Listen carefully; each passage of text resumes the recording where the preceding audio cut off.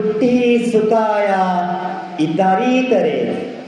තුට්ටි කියන වචනේ ඉතාම වැදගත්. සතුට, සන්තුෂ්ටිය. බුදුහාමුදුරේ දේශනා කරන්නේ සන්තුට්ටි පරමං ධන. සන්තුෂ්ටිය තරම් පරම ධනයක් මේ ලෝකේ නෑ කිව්වා. ඒකත් මේ සතුට කියන එකත් අපේ බුදුහාමුදුරේ ඉතරීතරේන. ඉතරීතරේන කියන්නේ ඒ වෙලාවේ තියෙන දේ. නේ? දැන් ඒ වෙලාවේ තියෙන දේ නේ. ඊයේ තිබුණ දේ ගැනවත් නෙමෙයි. අනාගතේ ලැබෙවි කියලා හිතෙන උපකල්පනය කරන දෙයක් නෙමෙයි. දැන් මේ වෙලාවේ තියෙන දෙයින් සතුටුයි. දැන් මට අද දවල් දාණයට පොල් සම්බලේ බතේ ලැබුණා කියන්නකො. මම එතකොට ඒ වෙලාවේ ඒක සතුටෙන් වළඳනවා. ඊයේ 5 star hotel එකකින් ලැබුණු දාණයට ඒ දෙක ගලපලා බලන්නේ නැහැ. එහෙම ගලපලා බැලුවොත් මොකද්ද වෙන්නේ? මේ සංසන්දනය කරනකොට දුක හට ගන්නවානේ. සංසන්දනය කරනකොට දුක හට ගන්නවා.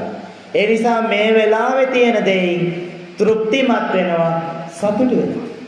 දැන් අද උසස් පෙළ ප්‍රතිඵලයේ නිකුත් කරන්නේ මධ්‍යම රාත්‍රියේ. මේ ළමයි කතා කරගෙනවානේ ආදරෙනේ මට මැරෙන්න හිතලලු තියෙන්නේ. මං කිව්වා මැරෙන්න එපා. විභාගය කියන්නේ ජීවිතේ එක කඩයිමක් විතරයි. ඔයාට ලැබිලා තියෙන C3ක් නේ. ඒ C3 සතුටු වෙන්න. මොකද දැන් ලැබිලා තියෙන්නේ ඒක. ඕකේ ඇමරිකාවේ ඉන්න ඇමරිකන් ජාතිකයෙක් නික් කියලා. එයාගේ අත් දෙකයි කකුල් දෙකයි දෙකම නැහැ. හැබැයි එයාගේ වෘත්තිය මොකද්ද දන්නවද? මොටිවේෂන් එක. ඒ කියන්නේ අනිත් අය අභිප්‍රේරණය කරනවා. කොහොමද ජීවිතය සාර්ථක වෙන්නේ? කොහොමද ජීවිතේ ජය ගන්නෙ? කොහොමද ජීවිතේ අභියෝග වලට මුහුණ දෙන්නේ?